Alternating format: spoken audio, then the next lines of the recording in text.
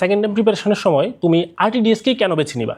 এটা আসলে একটা গুরুত্বপূর্ণ প্রশ্ন এবং তুমি স্বাভাবিকভাবেই যখন সেকেন্ড টাইম প্রিপারেশনের কথা চিন্তা করবা, অনলাইন অফলাইন অনেক ধরনের অপশন তোমার কাছে আসবে।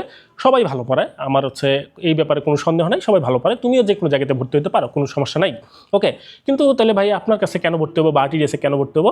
এটার একটা বড় কারণ হচ্ছে তুমি আরটিডিএসে যেই মনে করো হচ্ছে টিচার প্যানেলটা পাচ্ছ, এটা আসলে আমি যেটা বলবো যে আমার যে টিচার প্যানেলে যারা আছে, মনে করো হচ্ছে রাহাত ভাই থেকে শুরু করে রিজভি, রাহাত, শুভ ভাই, তারপর হচ্ছে অন্তর, তুরাব, শাহিন, তারপর হচ্ছে সাদি, ওকে, সবাই চমৎকার ক্লাস নেয়। ঠিক আছে, এটা হচ্ছে একটা প্লাস পয়েন্ট। ক্লাসের দিক থেকে আমরা মনে করো হচ্ছে আমাদের সর্বোচ্চটা অবশ্যই দেওয়ার চেষ্টা করি, এটা অবশ্যই একটা বড় গুরুত্বপূর্ণ পয়েন্ট। এর পাশাপাশি আরেকটা ব্যাপার যেটা তোমরা অনেক সময় দেখছো যে হচ্ছে সেকেন্ড টাইমের যে হচ্ছে ব্যাচটা, সেটা হচ্ছে আমি নিজে এটাকে হচ্ছে গাইড করি। এখন বলতে পারেন ভাই আপনি গাইড করলে সেটা আহামরি কি? আহামরি আসলে তেমন কিছুই না, আমি আগেই বলছি যে সবগুলো ওকে। এই ব্যাপারটা হচ্ছে আহামরির যে জায়গাটা বা হচ্ছে একটু আলাদা যে জায়গাটা, সেটা হচ্ছে আমি নিজে একজন সেকেন্ড টাইমার ছিলাম। ওকে, তো ব্যাপারটা যেটা হবে, মনে করো হচ্ছে অন্য কেউ, মানে আমার টিচার প্যানেলের অন্য কেউ যখন হচ্ছে তোমাকে গাইড করবে সেকেন্ড টাইমার হিসেবে, তখন সেটা হবে হচ্ছে মানে ব্যাপারটা এরকম অনেক সময় আমরা ইউজ করি না যে হচ্ছে মায়ের চেয়ে মাসির দরদ বেশি, ব্যাপারটা অনেকটা আমি আবার টিচার প্যানেলের কথা বলতেছি আর কি, যে ওরা যখন গাইড করবে অবশ্যই ভালো গাইড করবে, কিন্তু 100% ফিলটা আসলে হয়তো নাও আসতে পারে।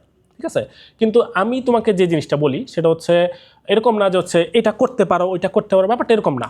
আমি আমার সেকেন্ড টাইম প্রিপারেশনে তোমার সাথে মানে আমি নিজে যেটা করে আসছি, আমি জাস্ট এটা কপি পেস্ট করে দিই যে তুমি এই জিনিসটা করতে পারো। ওকে, এখন এটা বলার সাথে সাথে তুমি যদি জিজ্ঞেস করবা যে ভাই আপনার কথাই যে শুনতে হবে বা আপনার কথাটাতে গেলেই যে হচ্ছে আমি অমুক জায়গাতে যেতে পারবো, যে হচ্ছে একটা সফলতার একটা জায়গাতে যেতে পারবো, সেটার গ্যারান্টি কি? গ্যারান্টি তো তুমি বুঝতে পারতো আল্লাহর রহমতে আমি যেহেতু ওইটা ফলো করে ঢাকা মেডিকেলে আসতে পারছি, তাহলে তুমি এটা ফলো করলে অবশ্যই একটু না একটু বেনিফিটেড হবা। ঠিক আছে, এটা মোটামুটি একটা আইডিয়া দেওয়া যাচ্ছে। ওকে, এটা হচ্ছে একটা প্লাস পয়েন্ট। আরেকটা ব্যাপার যেটা, সেটা হচ্ছে এই যে সেকেন্ড টাইম জার্নিতে দেখো অনেক সময় যেমন গতবারের ব্যাপারটাতে যেটা ব্যাচগুলোতে যেটা হয়েছে, ওরা শেষ টাইমে এসে সেকেন্ড টাইমে সবচেয়ে বেশি ঝামেলাটা যেটা হয়, শেষ দিকে এসে কনসেন্ট্রেশনটা ধরে রাখা, মানে এত লম্বা সময় জার্নিটা পার করার পরে শেষ দিকে এসে মনে হয় আয় হাই সব তো ভুলে গেলাম, তারপর আবার শেষ দিকে সেটা খুব বেশি মনে হয় যে হচ্ছে এবারও যদি না হয়, মানে যেই ফিলিংসটা আর কি, যে হতাশার যে হচ্ছে একেবারে করাল গ্রাস যেটাকে বলে আর কি, এটা হচ্ছে চেপে বসে।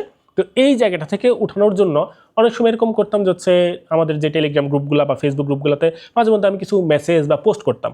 তো সেকেন্ড টাইমার এরকম মাঝে মধ্যে কমেন্ট করতো যে ভাই এই জিনিসগুলো কেমনি বুঝলেন যে হচ্ছে এখন এইটা দরকার?